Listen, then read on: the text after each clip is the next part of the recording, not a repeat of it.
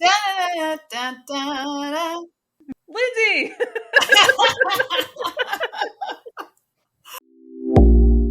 You're listening to the Voice Messages Podcast. I'm Alyssa. And I'm Lindsay. We have a passion for music and the voice, and we love sharing the insights we've gained to help others elevate their voices and their lives. In this podcast, we will listen to what's really going on in the voices all around us to see what messages there are for us in our own voices. Presented by Elev Voice Studio.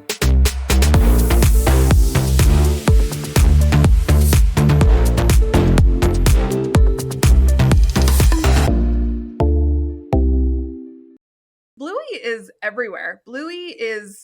People are fans of Bluey.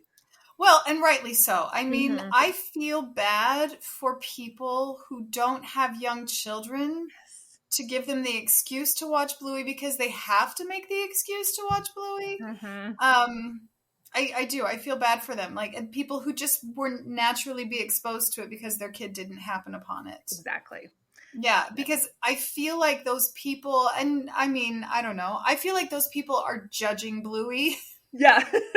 Like Blue's Clues. There was a meme that had this generation has its blue dog and I think that that's funny that yes, there have been multiple blue dogs through the generations, but what saddens me especially though is that the people who don't know. They don't know. So true. They just assume it's just another one of those kids shows. It's just another one that kids become obsessed with that will come and go or but it's really not a kids show. It's a parenting show that kids watch. Yes. Speaking of, if I say Stump Fest, do you know which episode I'm speaking of? Oh, yes. Absolutely. Okay, so on Stump Fest, I would like to know your opinion. Are Chili and Trixie slightly inebriated or not, in your opinion? I think they are. I think so too. I know that TikTok has a cult following of parents who they go into fan theories about Bandit and Chili's past life. And there's all these stories, they talk about the neighbors and so if Wendy is having an affair and they go, oh my gosh, they go into stuff. Wow, they're that's invested. Me, but there's really a huge controversy around unicorse. Yeah, people are I hate unicorse. Well, sure, but you hate Muffin too. But you gotta love Muffin because Muffin is the worst. But unicorse is the worst. Muffin is everybody's kid who's not your own. Everybody feels the same about everybody else's kids. They're oh, he is such a Muffin, but it's just because it's not your kid. Oh, but Socks is just following in Muffin's path. That's true. Yeah, I really could. I'm with you. I could talk about Bluey a lot. And that is why we're going to do an episode on Bandit Heeler, but technically not Bandit, but the actor who voices Bandit, he is in a band, and that band is called Custard. Well, of course it is. I was actually named, right? I guess. That's so fantastic. Of course he's in a band. I know. And it was apparently a really, really popular, I don't know how popular, but popular in Australia, I should say. Popular in Brisbane in the 90s, though. Popular Brisbane band from the 90s. And so I was kind of going what's their most popular song? Would I know it? And I don't think so. Nothing crossed the ocean, so there's nothing. Or is it a millennial thing? Maybe I would know it. Maybe because I was looking through it, going, I don't really know. Some of it, their sound though, is very 90s, and I was I dig this. This is great. It's just fun. It's kind of funky. But we're gonna listen to one of their most recent songs. Because it is 97. No, actually, it was released 2 years ago. Okay. Yeah.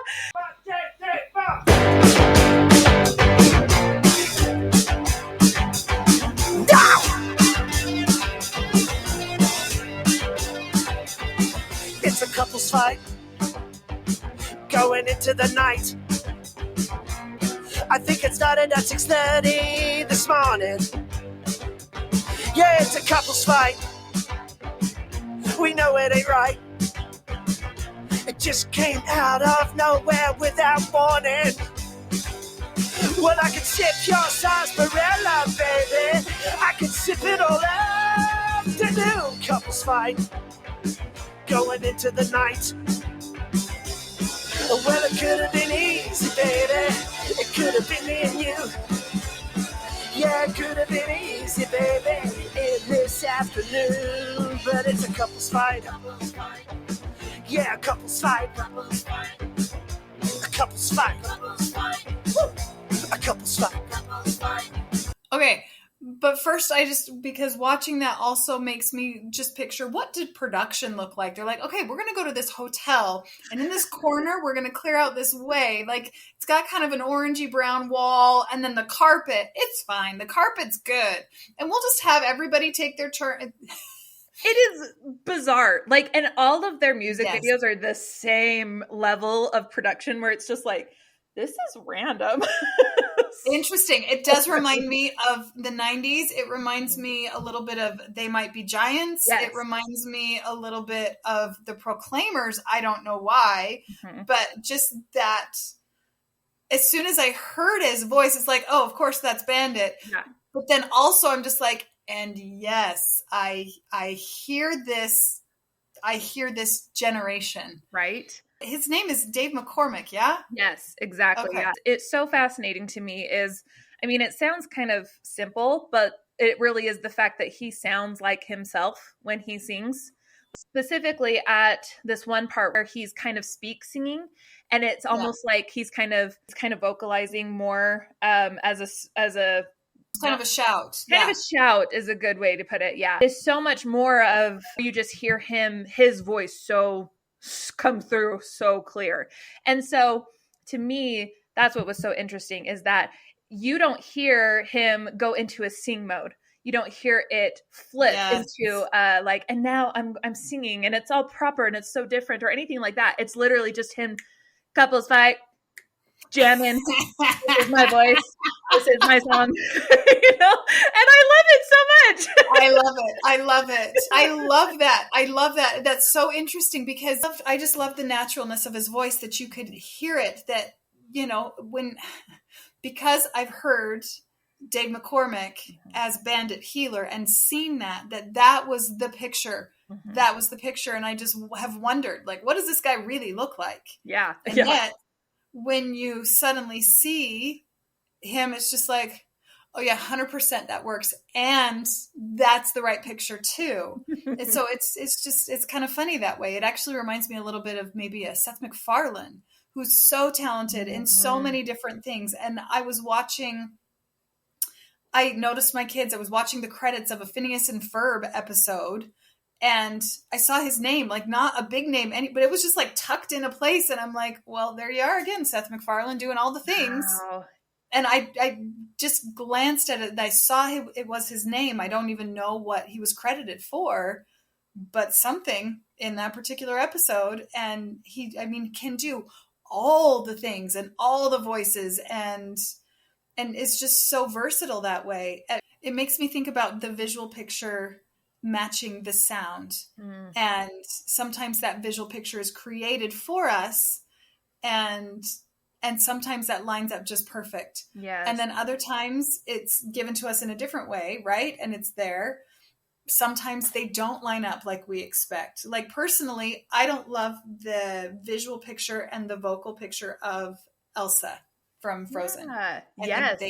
I don't think they match. I agree with you in that it's the energy that comes from the power of an Idina Menzel, who creates just a very different picture vocally, and they create this Elsa who sometimes can be kind of like in toward herself, and it doesn't always it's that she's inner, and it kind of combats each other sometimes, and it doesn't complement the way that you'd expect it to. But you're right, this Bandit Heeler and Dave McCormack, they complement each other. That the picture that you're seeing that they're giving us and his voice, some great casting choice there, because it just so fully jives with the message there. Yes. And you know what? And so I'm thinking in terms of like song selection for myself when I'm singing or working with a student, that matters too.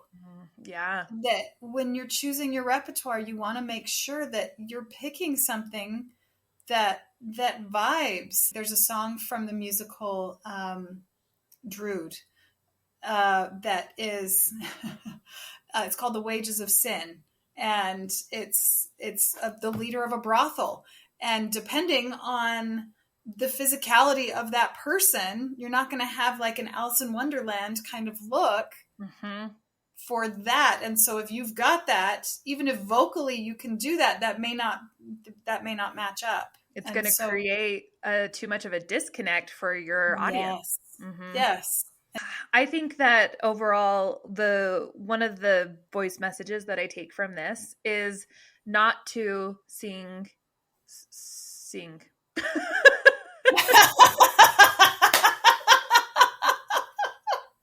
You know how it is when you get the student who is singing at you. Stop singing at me so hard. Yeah, you're like, stop singing. Stop trying so hard. I know that I do that though too, that I try to sing. And I really think that it really comes down to being as simple as singing like Dave McCormack and just singing like Dave McCormack.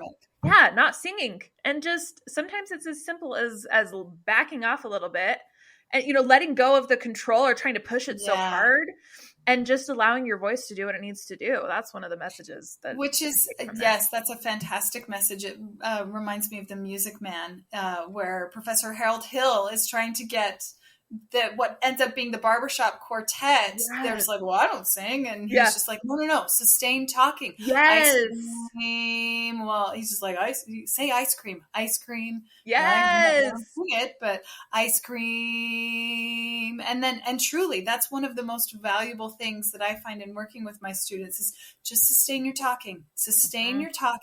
And then let's incorporate the proper techniques, or I guess proper is not even the right word, efficient techniques to make your voice do things that will sustain that sound for a longer period of time. So it's not ice cream, but ice cream, and having that air move through so it feels good. And so that we can then put it into your songs and we can utilize that and feel that feeling. We can pull that off the shelf whenever we want to in any vocal setting.